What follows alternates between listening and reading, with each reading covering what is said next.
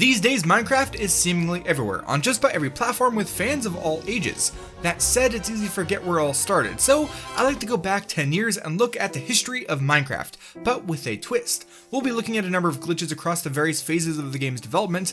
Not gonna lie, this first part might read like a bit of a book report, but all the same, let's look at a history of Minecraft glitches. Starting right at the beginning, on May 13, 2009, Marcus Persson, henceforth referred to as Notch, released a video titled Cave Game Tech Test, as seen here. As expected from a tech test, it's very simplistic. There's basic physics allowing you to walk around and explore, there's only 2 different lighting levels, the caves are there, and the world is made up of only 2 physical blocks, cobblestone and grass. Fun fact, the textures for those blocks were actually reused from one of Notch's previous incomplete games called Ruby Dung, which was a building game influenced by Dwarf Fortress. This video quickly caught people's interest, and Notch decided to focus his efforts on expanding the cave game, which on May 14, 2009, he decided to call Minecraft Order of the Stone.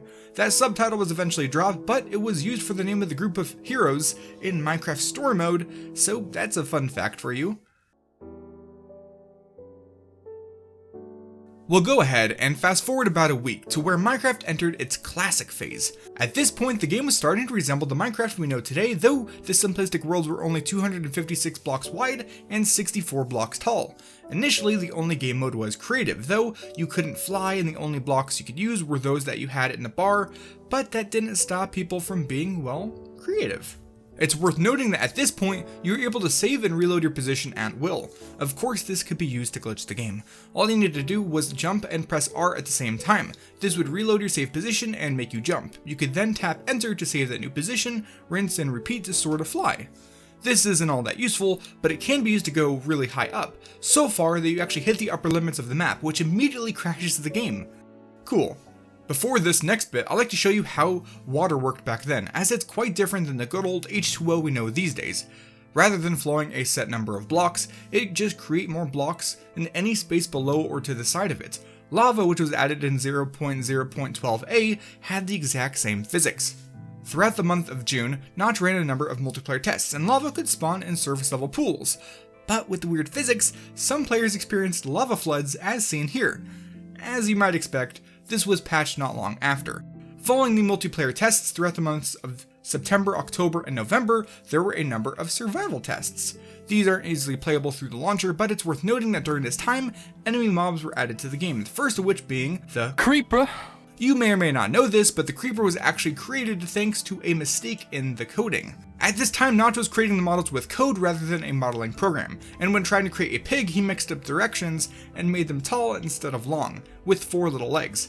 He liked how it looked, so he slapped a texture on it and added it to the game. It's not technically a glitch, but there you go.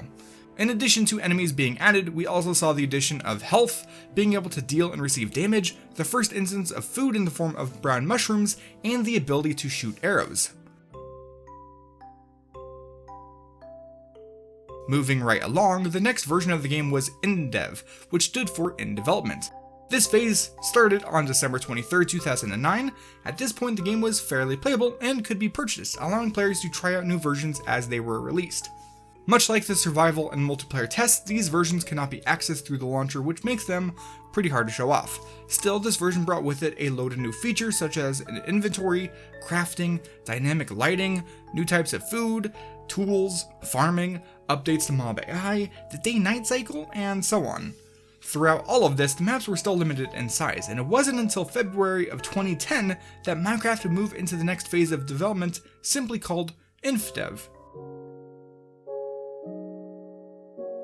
After a rewrite to the code, terrain would now be infinitely procedurally generated, which means that no matter where you go, there's always more world to be explored. This change to the game also brought with it a mysterious glitch that persists, at least in the minds of players, for years to come, and in order to visit ourselves, we need to go to the edge of the world, known simply as the Farlands. To reach the Farlands, you can simply start a world, pick a direction, and start walking. In fact, that's more or less what Kurt J. Mack has done with this Farlands or Bust YouTube series, which started back in March of 2011. 7 years and over 750 episodes later, he's just about 25% of the way there. I hope that begins to convey just how far away the Farlands actually are. I imagine that Kurt J. Mack will eventually reach his goal within the next 1 or 2 decades, making him the first ever player to reach the edge of the world without using cheats. However, I don't think I have that much patience or persistence, so let's go there using an old version of the Minecraft world editor MC-Edit. The Farlands could be found in worlds made from InfDev all the way to beta 1.7.3. Since it works with the version of MC-Edit I got, we'll use beta 1.6.6. Also, it's a bit of a spooky number, so it just feels right. The iconic Farlands starts proper at 12,550,821 on the Z or X axis. After placing our character there and loading in, you'll see that it's a very odd flavor of laggy. You can see that as we move around, the blocks we see and the blocks hitboxes are desynced. This is due to a floating point precision error, which is due to our distance from the center of the map rather than the Farlands themselves. Without getting too far into the technical aspects because I don't really understand them, Minecraft prior to beta 1.8 rendered blocks and their visuals separately. The rendering engine first determines the position of the world around the player and then uses a floating point integer to calculate how far the blocks move around the player when they move. All you really need to take away from that is that the desync gets worse the farther away from the center of the map, doubling whenever you pass a coordinate that is a power of 2. Here, it's almost an entire block off. Along with that desync, even the most powerful of computers will run into pretty serious frame drops and high CPU usage until Minecraft eventually freezes. I jumped back into MC-Edit, but the Farlands messes with that as well, warping the selection cube, and blocks no longer line up correctly. Nearly impossible to reach by conventional means, the Farlands are just downright odd, but I think they're a really interesting case of a game's programming limits converted into explorable terrain. It's quite the enigma that could be explored in detail for hours, and making videos that long is too difficult for me, so let's move on. Following the InfDev phase was the Alpha phase, which had a lot of updates considering Notch was now working on Minecraft full time. This lasted from June to December of 2010, and it's during this phase that we saw the addition of various biomes, redstone, cows, slimes, chickens, and most everything involving the Nether. Along with those new features, we also got boats, an aquatic transportation option made of wood. Whenever they were destroyed by a player or touched by a very slight breeze, they'd break, dropping 3 planks and 2 sticks. In the same update, Alpha 1.0.6, cactuses were also added, which would deal damage to players when touched and also break boats. Players quickly realized that breaking boats could actually be useful, and in November of 2010, a little channel named Ethos Lab uploaded a tutorial of how to create a wood generator. The build involves a spot to place the boats, with the 4 adjacent blocks being cactuses that are surrounded by blocks as to prevent item drops from touching the cactuses and being destroyed. When you place a boat here, it breaks on all of the cacti, and you get 12 planks and 8 sticks, allowing you to essentially generate wood. Also, while doing this, you might notice that it sounds a bit odd whenever I take damage. For whatever reason, at this point there was no delay on damage sounds for continuous damage. If we take a flint and steel and use it on some friendly animals, we could hear the glitch at play, though it sounds not unlike them screaming at us. That's not terrifying at all. It also works for enemies as well. Rather than mess with animals, we could also help them reach new heights. It was during this phase that fishing poles were added, which, as you no doubt know, can be used to move creatures around. It's a bit finicky, but if you get the positioning of your cursor just right, you could repeatedly use the rod on the pig, pulling yourself up into the air. That's some serious troll physics if I ever saw them. One mechanic that has remained pretty consistent over the years are chests, in that you cannot place a chest on either side of a double chest. That is, unless you're playing on this version and place them in water. For whatever reason, you could place as many as you want next to each other, and the game would even connect their inventories, which messes with the interface.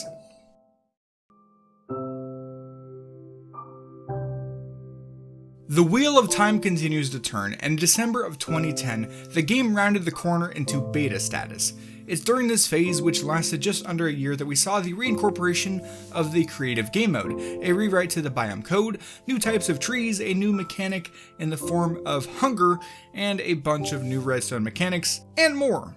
So many changes, and some things stayed the same, like cacti being weird. Like for example, in beta 1.202, you could duplicate doors by placing them alongside a cactus, which would break them into 2 different drops. You could also place a bed next to a cactus, which would break the bed, leaving just the top part while giving you back the item. That top part was still usable, which was a nice life hack if you wanted a more compact sleeping arrangement. Next, in beta 1.3, we got redstone repeaters, which transmits a redstone signal from behind it to whatever is in front of it. It can be used to repeat redstone signals to make them reach farther, delay signals, or lock a signal into one state. Another addition to the many redstone mechanics that were added during this phase was the magical piston and sticky piston blocks. Added in beta 1.7, these blocks would extend out when given power, pushing the block in front of them. The sticky piston brings the block back when deactivated. Of course, people immediately found ways to mess with them. This build uses a simple redstone clock made with 2 redstone repeaters and some dust to form a circle, with a redstone torch placed to add power to the circuit. By very briefly breaking and reforming the circuit, you would get power going off and on rapidly. This would feed directly into a piston, with the signal also being slowed down and feeding into a nearby normal piston. What this gives you is essentially a money printing machine, Minecraft style. Blocks placed in front of the sticky piston would be rapidly moved back and forth. Due to a glitch, the other piston would push the block out, but the original would remain, essentially duplicating the block.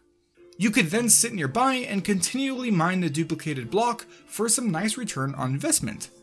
I'm sure we could sit here for hours talking about piston glitches. So instead of doing that, here's something useless. With this simple setup, it's possible to create, with either a normal or sticky piston, a 6-sided piston block. Neat, huh? Okay, so at this point there was another duplication method, but involving nether portals. You see, these portals to another dimension have been tweaked over time. One thing that has stayed consistent about them is that they are odd. With this setup, we could float towards another portal as we place an item onto a crafting table. As soon as we touch the portal, it will be cancelled out of the crafting menu and the item would fall onto the ground. However, there are now 2 items. One is the original, which you want to place up and place somewhere else. The other is a glitched, fake item.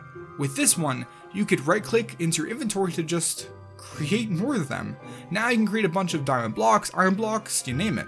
Another glitch involving the nether came not long after in beta 1.9 pre-release 4. In this version there was a sorta glitch, sorta exploit involving the newly added Silk Touch enchant. When you mine a block with Silk Touch, you get the block rather than a normal drop. When used on ice, you'd actually get a block of ice.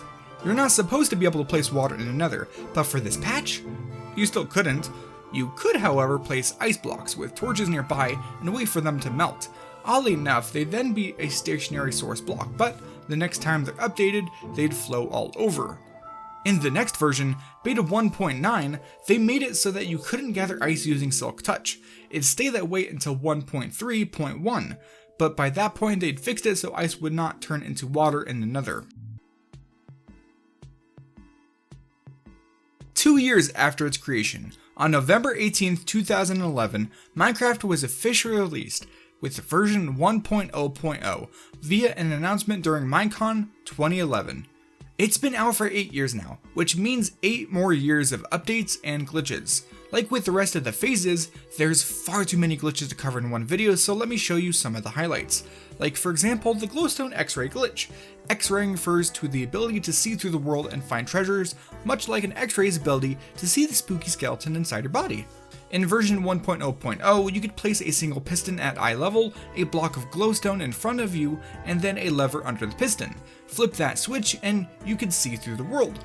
With this, you could find ravines, abandoned mine shafts, dungeons, and so on. Also in that version, you could do something fun with minecarts.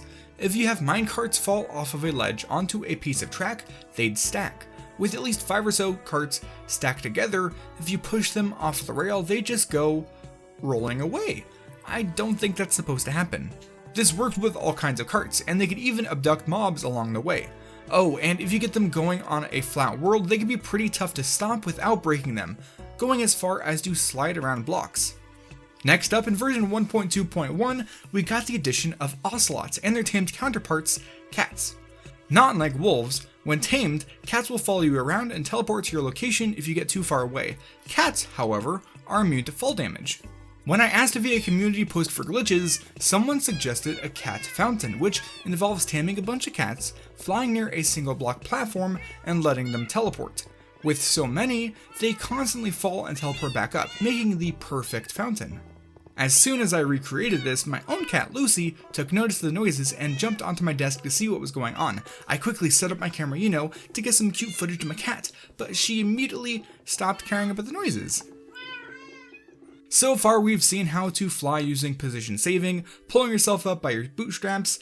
Now it's time to sort of fly a boat, using a tutorial posted by the LMAC back in 2013. I'll link the original if you want to check it out, but it involves a few basic things. First, you need a 1 block wide water stream falling from the sky, which can be made using an ice block, bunch of sand, some slabs, and water. Once the ice has melted, support structure removed, you're ready to activate the glitch.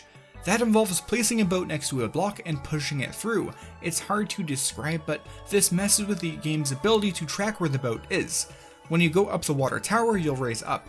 When you exit it, instead of falling back down, you'll be sort of gliding up in the air. In all actuality, the hitbox for the water is still down on the water surface, and the next time you touch something stronger than a butterfly, it'll break and you'll fall down. Now, we've seen cat fountains, but what about jittery dogs? In version 1.8, we saw the addition of slime blocks, which would turn out to be insanely useful in redstone contraptions. They'd also, for whatever reason, cause dogs to glitch if they sat on them.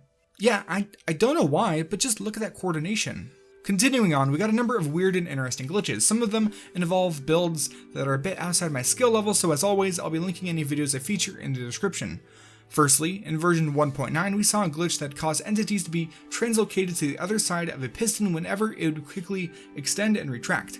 Of course, this was found to be useful by some real smart redstone boys like Mumbo Jumbo with his Piston Elevator. It's pretty neat. Made in 1.13.1, we have this cactus farm by Il Mango. It involves a bug where you set up redstone and pistons in such a way that they extend out for less than 1 tick, which is 0.1 seconds. This setup has sand being pushed back and forth extremely quickly, and on every 16th block update, the cactus grows once. I think that's pretty cool, and in patch 1.14, he put together a similar yet different setup, which applies the 0-tick trick to sugarcane and bamboo farms. Also in 1.14, just a few months ago, Simply Sark uploaded a video looking at the odd properties of knockback with Ravagers, a fairly recent addition to the game. These giant mobs, once provoked at close range, have a chance to charge and knock back any nearby mobs. As he displays in his video, this gets stronger the closer and higher up you go, with the most intense reaction being right on top of the Ravager. As it happens, the knockback gets so strong that at that specific point, it'll actually teleport mobs a long distance away. Still in 1.14, there's currently a glitch involving boats, which is weird because historically, boats have never caused any glitches. To see what I mean, all you need to do is repeatedly jump on a boat. If you stop or jump onto a nearby solid block, you'll take damage proportional to how many jumps you perform. With enough jumps, you can even outright game end yourself by jumping on a boat. I'm assuming this involves parallel universes or simply an error in the code counting each of the jumps as a total distance you have fallen.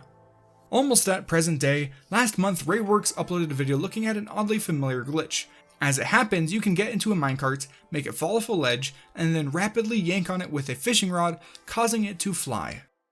At this point, Minecraft has been out for 10 years. We've seen its rise to prominence, fall to the wayside, and return with a vengeance. There's been entire YouTube channels that have come and gone and come back again. I have no clue what is in store for the game for the future, but I hope you enjoyed this look into the past. I know I only covered a small sampling of the game's many glitches, but we're going to end this video here. Thanks for watching. Whoa, look at that, it's end card time. If you enjoyed this video, be sure to leave a like and subscribe to get notified whenever a video of mine goes live. Big shoutouts to my channel members, especially Christy Kuntress for being a super fan. It's a great way to support the channel and it's much appreciated. That's it for this one, I'll see you in the next video.